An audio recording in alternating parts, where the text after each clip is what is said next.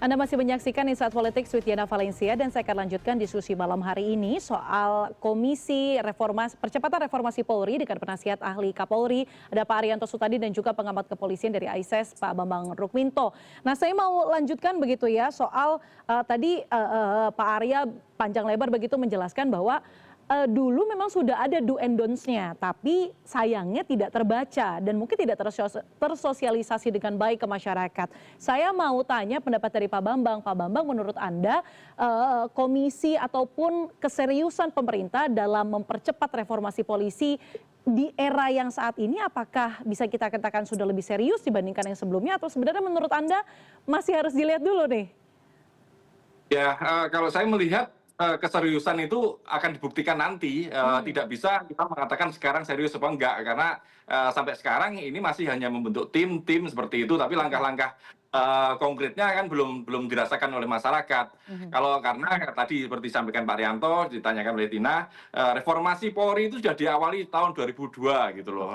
Tapi ada reformasi struktural, reformasi instrumental, kemudian reformasi kultural. Ini kultural ini terkait dengan perilaku. Harapannya dengan reformasi struktural itu pemisahan Polri dan TNI, terus kemudian munculnya Undang-Undang 2 tahun 2002. Kultural itu berubah seperti itu. Faktanya kan tidak demikian. Instrumennya sudah banyak. Sudah ada peraturan Kapolri tentang pengawasan melekat, ada peraturan Kapolri tentang implementasi hak asasi manusia. Banyak instrumen-instrumen yang sudah dibuat di kepolisian. Tetapi sampai sejauh ini, apalagi selama 10 tahun ini ya, ini kan semakin menjauh dari semangat reformasi di awal tahun 2000 itu gitu loh. Makanya yang harus dilakukan oleh tim percepatan reformasi ini mengembalikan ke kitoh Polri seperti semangat tahun 2000, semangat Undang-Undang 2 tahun 2002 seperti itu. Karena kalau apakah evaluasinya, apakah perilaku kepolisian yang tidak berubah itu karena struktur yang tidak benar, karena ternyata bisa dimanfaatkan oleh kekuasaan, padahal Polri ini adalah aparatur negara, bukan aparatur pemerintah dan bukan aparatur kekuasaan. Makanya sebagai aparatur negara dia harus kembali ke kitohnya.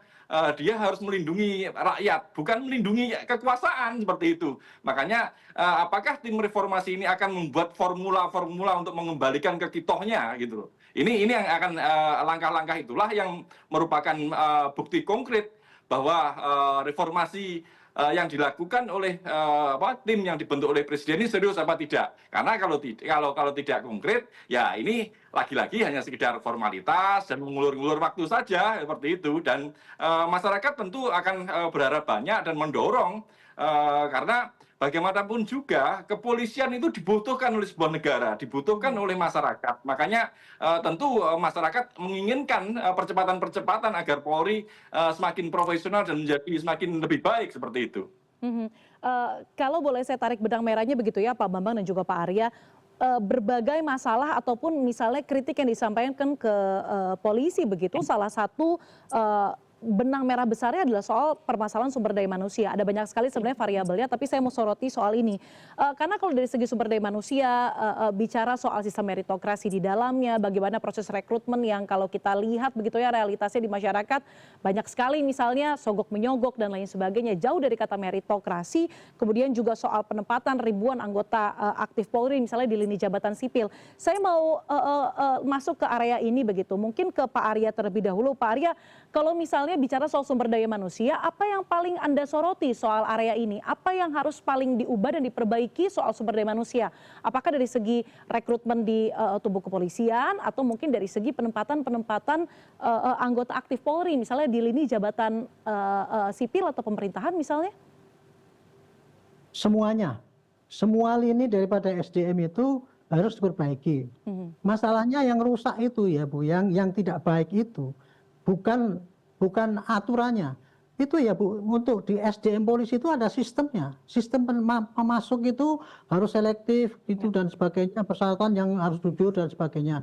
Sistem kepangkatan juga demikian, meritokrasi juga demikian. Aturannya udah bagus-bagus semua Bu tuh. Kalau meritokrasi itu nggak boleh like and dislike, harus pakai prestasi baru dipilih, pakai wajar dan sebagainya. Tetapi prakteknya itu tidak seperti praktek yang tertulis di situ gitu. Jadi Berarti yang ada kurang adalah penyimpangan pengawasannya begitu Pak ya, Arya? ya pengawasan di bidang pada waktu masuk juga gitu, pengawasan pada waktu pembinaan karir jabatan, kemudian penempatan jabatan maupun karir ya untuk sampai jabatan tertinggi itu.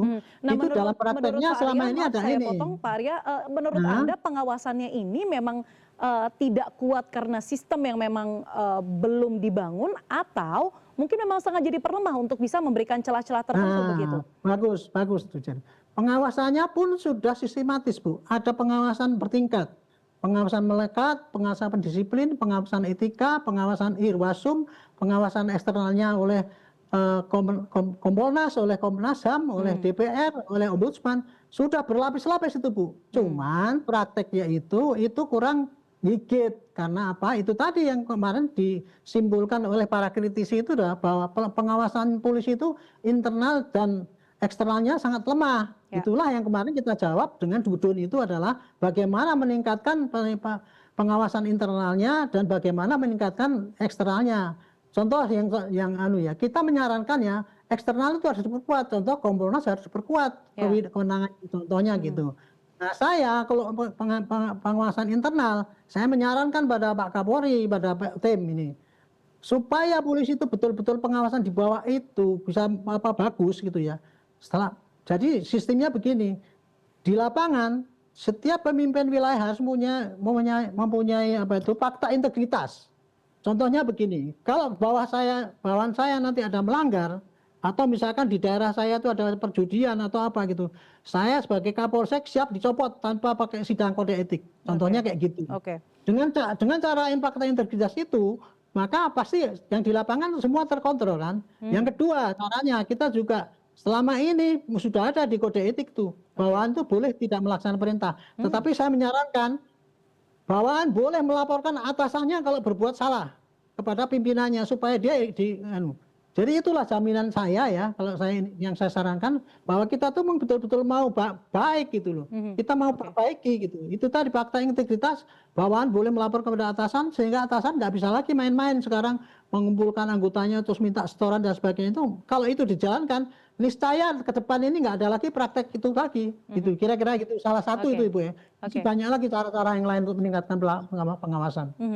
Beralih ke Pak Bambang. Pak Bambang, saya mau komentari ini soal pengawasan begitu ya. Kalau bicara soal pengawasan di negara lain, sebut saja misalnya di Prancis itu ada dual policing sistemnya. Jadi ada polisi yang bertindak dengan pendekatan sipil, ada juga yang pendekatan militer. Kemudian kalau di Amerika Serikat kita juga berkaca ada Civilian Oversight Boards begitu ya. Ada pengawas independen kinerja polisi, mungkin seperti Kompolnas yang juga cukup kuat begitu. Menurut Anda, apakah dua model ini bisa jadi pendekatan yang mungkin bisa jadi inspirasi supaya adanya penambahan pengawasan begitu? Karena sebenarnya kalau menurut Pak Arya, ya sebenarnya secara aturan sudah ada, secara sistem sudah berlapis, tapi pengawasan dan praktik di lapangannya kurang gigit. Apa menurut Anda yang harus ditambah untuk mengawasi aturan dan sistem ini bisa berjalan sesuai dengan hitam di atas putihnya begitu? Ya, sebelum masuk ke pengawasan, kita harus melakukan evaluasi mengapa pengawasan itu sulit untuk dilakukan gitu loh. Mengapa instrumen-instrumen yang dibuat itu sulit dilakukan. Ya, apa yang disampaikan Pak Arianto tadi benar, harus ada terkait dengan ketegasan pimpinan, kemudian ada semacam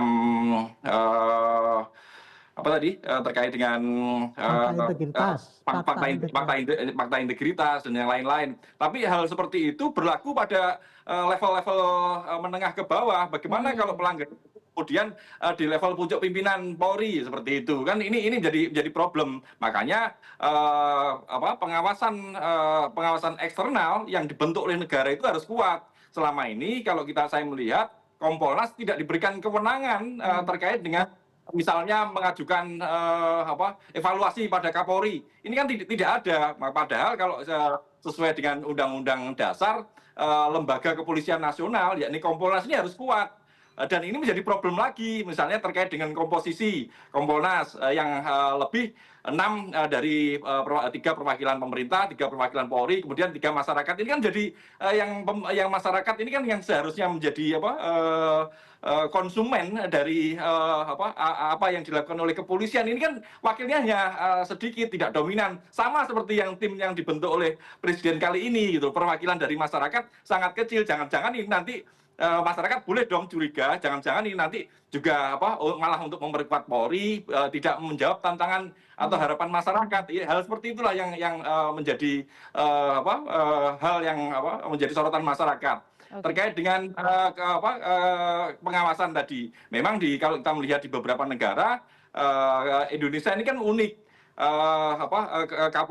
Polri langsung di bawah Presiden misalnya. Kalau kita lihat contoh di beberapa negara, Polri bisa dimasukkan di Kementerian Dalam Negeri, ada di Kementerian Keamanan, bisa juga dengan memperkuat Dewan Kepolisian atau Dewan Keamanan. Hal-hal seperti itulah yang harusnya menjadi bahan diskusi ya untuk memperkuat Polri ke depan. Karena kalau tidak ada perubahan struktur seperti itu, ya lagi-lagi instrumen dibuat, kulturnya tidak berubah.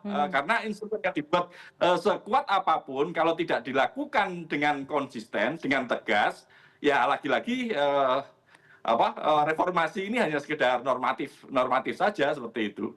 Baik, kita harapkan mungkin masyarakat dan seluruh elemen masyarakat Indonesia ya, tidak hanya masyarakat sipil tapi juga mungkin dari internal kepolisian, semuanya tetap dalam tanda kutip begitu ya, memasang mata kepada tim ini supaya reformasi Polri ini tidak hanya sekedar slogan saja begitu ya. Sudah lama frase ini kita dengar, kita mungkin juga menambahkan polisi kita yang memang benar-benar berpihak kepada masyarakat. Terima kasih dua narasumber saya pada malam ini, ada Pak Arya dan juga Pak Bambang. Terima kasih banyak waktunya untuk CNN Indonesia di Inside Politics with Diana Valencia. Selamat malam.